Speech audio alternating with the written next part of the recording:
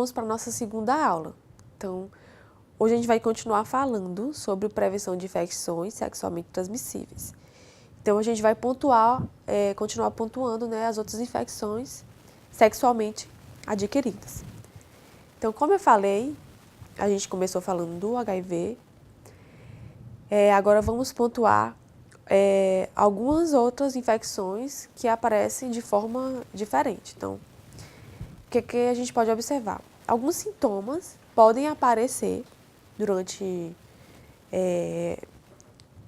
o desenvolvimento das suas atividades diárias. Então, um desses sintomas é as úlceras. Então, você pode observar que existe em uma infecção sexualmente transmissível o crescimento de uma úlcera, ou, por exemplo, corrimento vaginal e corrimento uretal, ou mesmo até uma doença inflamatória pélvica. Então, a gente vai ver, ao longo desse módulo, a diferença de cada uma. Então, só para a gente começar a pontuar, falar um pouco sobre quais os agentes etiológicos que mais acometem as infecções. Então, por exemplo, nessa infecção LGV, que é causada pela clamídia, o principal agente etiológico, o micro-organismo que causa ela é a clamídia. No cancroide, o principal micro-organismo que causa ela é o hemófilo do Cray. Na herpes genital, é a herpes simples, vírus tipo 2. Na adenovonose, é a Klebsiella.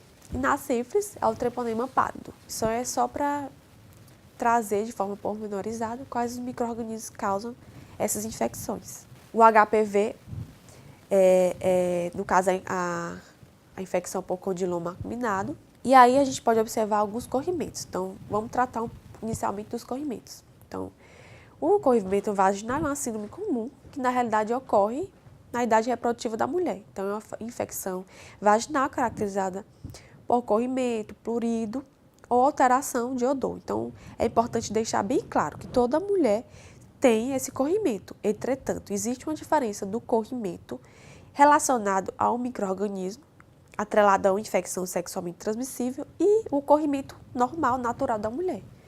Então, a gente pode observar que quando você tem algum corrimento e esse corrimento está relacionado a uma DST, é um corrimento que tem características diferentes. É um corrimento que tem um odor diferente, geralmente tem um odor fedido, então é atrelado também a prurido e tem uma cor diferente. Então, daí você consegue diferenciar do corrimento natural.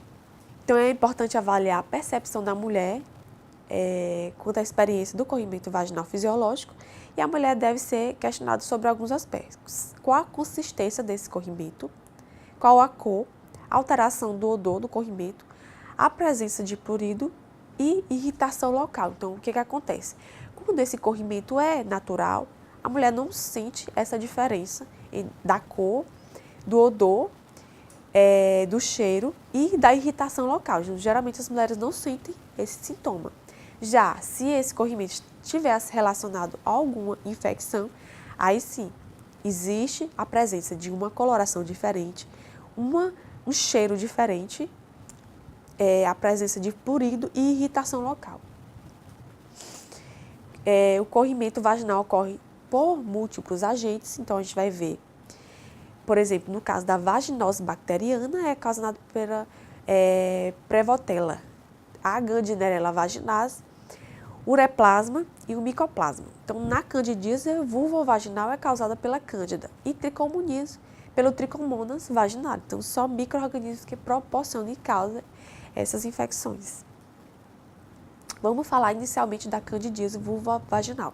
Então, o que é importante falar? Então, a candidíase é, de maneira geral, natural da mulher. Então, a candidíase não é uma infecção sexualmente transmissível. Então, é só para deixar claro que essa doença não é infecção, então não se caracteriza uma IST, que é uma infecção sexualmente transmissível. Ela aparece, porventura, em situações em que a mulher está em estresse, em que a mulher tem baixa da imunidade. Então, o fungo ele aproveita para aparecer, então ele é oportunista. Então, é uma infecção da vulva e da vagina causada por um fungo comensal, que habita a mucosa vaginal e digestiva. Então, ele aproveita na situação que a mulher está vulnerável para aparecer. Então, a relação sexual não é a principal forma de transmissão. Então, ela ocasiona mais ou menos 80 a 90% dos casos por conta da candidíase. Então, esse micro-organismo candidíase albicans, ele que causa a candidíase. Então, em caso de candidíase, fique tranquila que não é uma IST, não vai transmitir. O que a mulher sente? Muito prurido, ou seja, coceira. Disúria, então ela sentiu o quê? Dor ao urinar. Um corrimento branco, grumoso, indolor. E com aspecto caseoso, então parece um leite coalhado. E tem no local hiperemia, a pele fica um pouco mais vermelha, edema vulvar, fissuras, macerações da vulva, fissuras, maceração da pele, vagina e colo uterino recoberto por essa placa branca, acinzentada, aderida à mucosa. Então, essas são as características iniciais. O que é que pode ocasionar, como eu falei para vocês? Algumas doenças que são oportunistas, ela aproveita que o corpo está fragilizado para o quê? Para aparecer essas doenças. Então, em caso de diabetes, pode estar proporcionando a candidíase, gravidez, obesidade, uso de contraceptivos orais, uso de antibióticos, hábito de higiene e vestuário que aumenta a umidade e o calor local. Contato com substâncias que causam alergia e irritação, alteração da resposta imunológica, que esse é um dos campeões. Aí eu mostro no slide alguns exemplos de candidíase e como ele se apresenta. Vaginose bacteriana, outro exemplo que não se caracteriza uma infecção sexualmente transmissível, mas é importante comentar. A vaginose, o que acontece? Ela se aproveita também de um momento de fragilidade do corpo para ela poder aparecer. Então, a vaginose, ela ocorre quando o corpo está o quê? Fragilizado e o sistema imunológico está em baixa. E aí, o que acontece? Micro-organismos naturais da flora normal, eles começam a aparecer de forma exacerbada, ou seja, exagerada. Então, as bactérias começam a se multiplicar, a aumentar. Então, existe um aumento acentuado daquele número de bactérias. E aí surge a vaginose bacteriana. É importante comentar que não é uma infecção sexualmente transmissível, mas, nesse caso, a mulher tem que observar que existe um corrimento vaginal acentuado e aí ela pode sim procurar o médico e já realizar o tratamento. Como eu falei, sintomas: corrimento com dor fétito, mais acentuado após a relação sexual sem uso preservativo e durante o período menstrual. Então, corrimento vaginal branco acinzentado de aspecto fluido ou cremoso, algumas vezes bolhoso. Então, dor à relação sexual é pouco frequente. O tratamento deve ser recomendado para todo mundo, principalmente em mulheres sintomáticas, grávidas na presença de alguma comorbidade, em mulheres com potencial de risco de complicações. Então, é importante observar esses detalhes. Eu botei algumas imagens com alguns exemplos de características dessa vaginose bacteriana.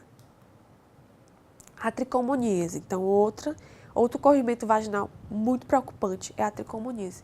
Essa, sim, é uma infecção sexualmente transmissível, ou seja, ela só aparece quando ocorre a transmissão sexual desse protozoário. Então, a transmissão ocorre por meio desse protozoário flagelado, Trichomonas vaginalis, tendo como reservatório o colo uterino, a vagina e a uretra. Então, é importante salientar porque ele existe uma característica um pouco diferente das outras infecções. Então, ele tem uma prevalência mais ou menos de 10 a 35%, conforme a população estudada e o método diagnóstico. O que é importante observar?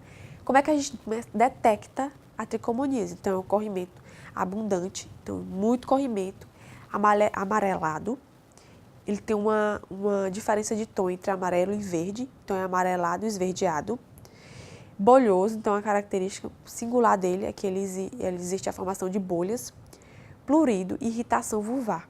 Então, existe a dor pélvica, sintomas urinários como disúria, dor ao urinar, aumento da vontade de ir ao banheiro, de urinar, aumento da quantidade de urinas, hiperemia da mucosa com placas avermelhadas, a colpite, a difusa ou focal com aspecto de framboesa, que é uma corzinha mais avermelhada.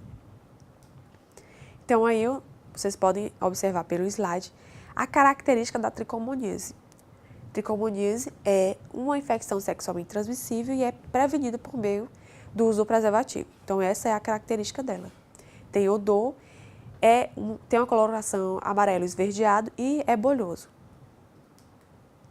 E essas são algumas das nossas referências. Muito obrigada e vamos para a próxima aula.